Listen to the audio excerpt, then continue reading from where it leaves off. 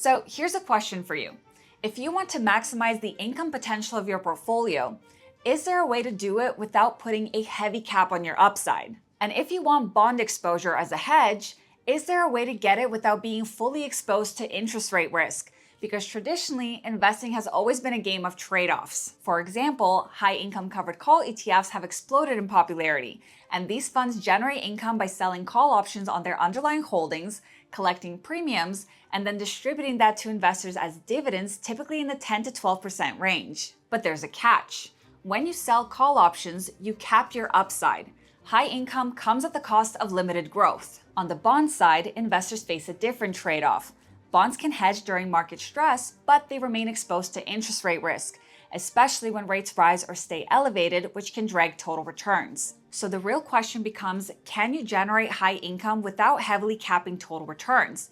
And can you gain bond exposure while reducing interest rate sensitivity? Recently, a new wave of ETFs has emerged that appears to challenge these traditional trade-offs, and some offer income without severely limiting your upside. Others provide bond exposure with less interest rate sensitivity and stronger total return profiles. These ETFs start with a standard portfolio of stocks or bonds, then layer in a powerful tool that many retail investors find intimidating, and that is futures. Today, I'll break down how two popular ETFs, BALI and AGGH, work, compare them to peers, and show how they use futures to engineer different outcomes. And more importantly, I'll show how these structural concepts function inside a portfolio framework. Now, before we continue, a brief word about today's video sponsor, Plus 500. Plus 500 is the platform that I personally use when analyzing and learning about futures contracts because the interface is clean and intuitive. I also love that they offer an unlimited free demo account with real-time pricing, allowing you to practice trades, understand profit and loss movements,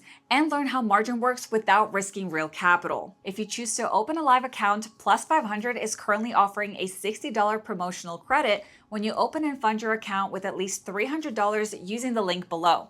Terms and conditions apply. That said, futures are leveraged instruments and carry significant risks. They are not suitable for all investors. It's critical to understand margin, exposure, volatility, and risk management before trading real capital, which is what we'll cover today. Let's start with BALI, the iShares Large Cap Premium Income Active ETF. At first glance, BALI looks like a traditional covered call ETF. It sells call options on the S&P 500 to generate income with a dividend yield around 9%, which attracts income-focused investors.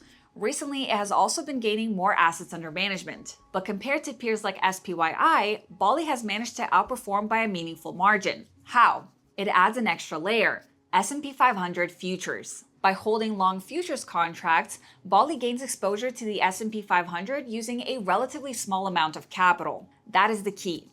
Part of the portfolio runs the covered call strategy. A smaller portion uses futures exposure. This allows the fund to partially recapture upside growth that a traditional covered call strategy would give up. They're not speculating recklessly. They are increasing capital efficiency to enhance total return potential. Of course, remember that futures are leveraged and can magnify losses if markets move against a position. But exposure is measured and actively managed.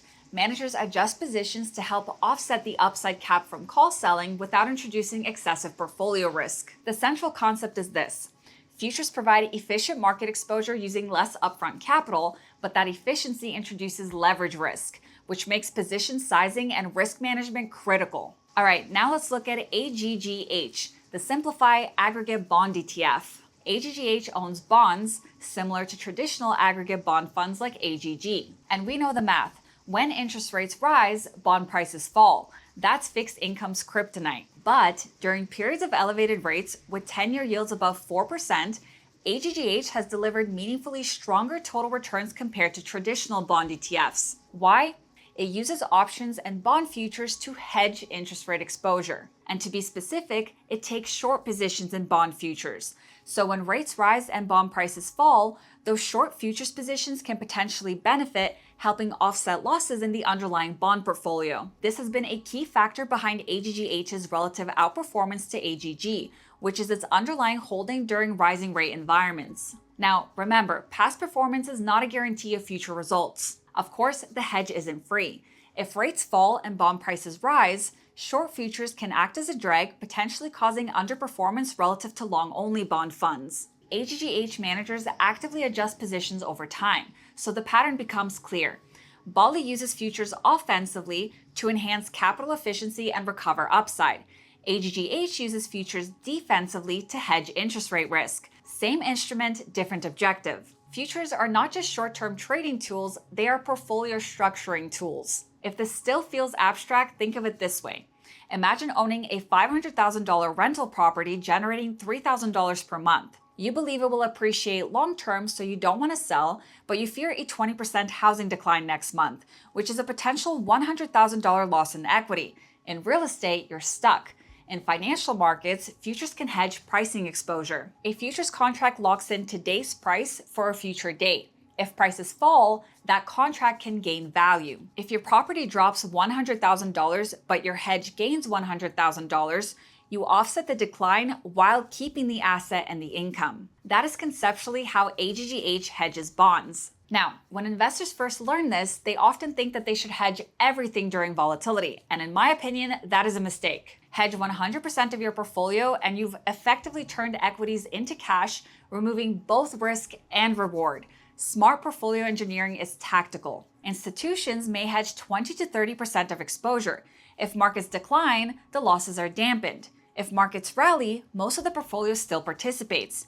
You accept a trade-off for smoother downside management. And this brings us to the most important technical distinction: margin versus exposure. Futures are leveraged. You post margin, a small deposit, to control a much larger amount of market exposure. One micro S&P 500 contract represents roughly $31,000 of exposure and may require around $1,700 in margin. The mistake is sizing based on margin instead of exposure. 5 contracts control roughly $155,000 of exposure. A 10% adverse move equals about $15,000. So it is crucial to size based on exposure, not margin. Respect leverage and futures become structured tools. Ignore it and they become extremely risky. Now, probably one of the biggest questions I've seen you guys ask is why futures instead of options? And the answer is time decay. Options lose value over time if nothing happens. That's the nature of them. But futures track index price directly.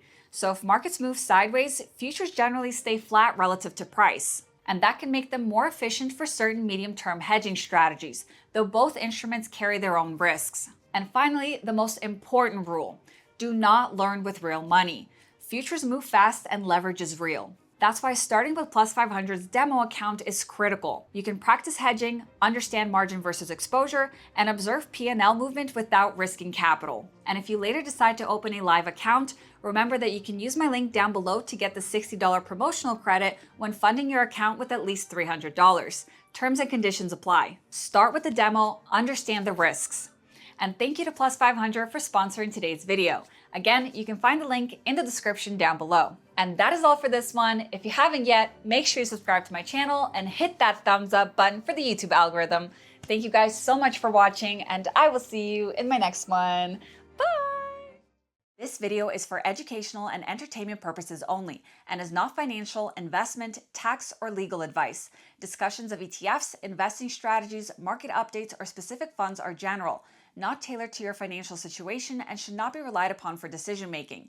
Investing involves significant risks, including total loss of principal, and past performance does not guarantee future results.